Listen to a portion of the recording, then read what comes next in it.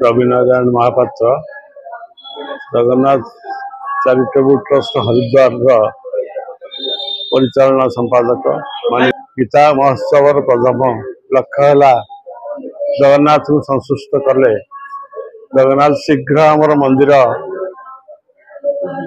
समापन कर सहायक हे। मंदिर गत नवेम्बर मासठू आरंभ हो 3टा लेवल पर्यटन जाइए। वर्तमान एप्रिल मासरे पुणी द्वितीय पर्याय कार्य आरंभ हो।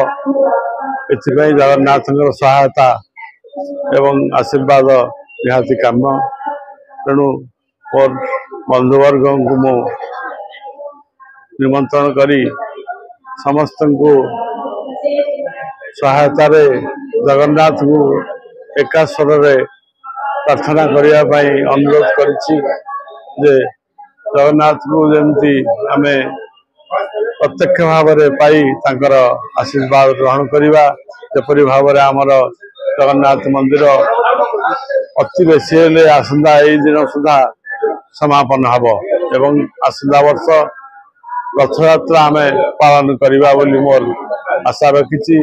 से मोर बंधु मान को अनुरोध करिछि जगन्नाथ पाखरे से नितिदिन प्रार्थना करेंगे और तांकर आशीर्वाद ग्रहण करने योजना करेंगे। जय जगन्नाथ। समस्त जगन्नाथ निकट में प्रार्थना करंतु कार्य समापन हो आसंदा रथ यात्रा जमती रथ टणा हम हरिद्वार से भाव में मोर बंधु मैंने जगन्नाथ को आराधना करंतु तांकर आशीर्वचन ग्रहण करंतु। जय जगन्नाथ। नारायण महापात्र जगन्नाथ चैरिटेबल ट्रस्ट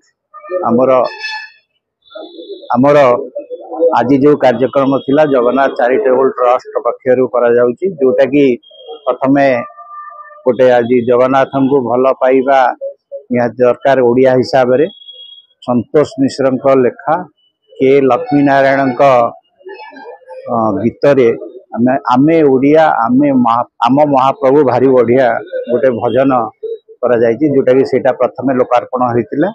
तापरे गीता पाठ चली आमर मुख्य उद्देश्य हरिद्वार रे जो जगन्नाथ मंदिर तैयारी चली समस्त को सहयोग साहाय्य सहयोग करने आमे अनुरोध करथिलु। जो माने को देइचंदी से माने भी आसीचंदी तांका सांग तांका बंधुंक पाखरु केमिति आमे माने समस्त सहयोग आशा करिबा सेही विषय रे चर्चा थिला। से माने समस्त सहयोग करिवे बोली से माने कहिचंदी। तेणु आम आशा करछु प्राय भल सहयोग मिलिबो। तेणु हरिद्वार मंदिर वर्तमान निंटाल जाए हेइची ता पर पर्याय एबे आरंभ होबो काम। आम चेष्टा करू जून 1 आगुरु हरिद्वार जो मंदिर अच्छी सेठी तार चूड़ी पर्यंत पहुंचा पाए। धन्यवाद।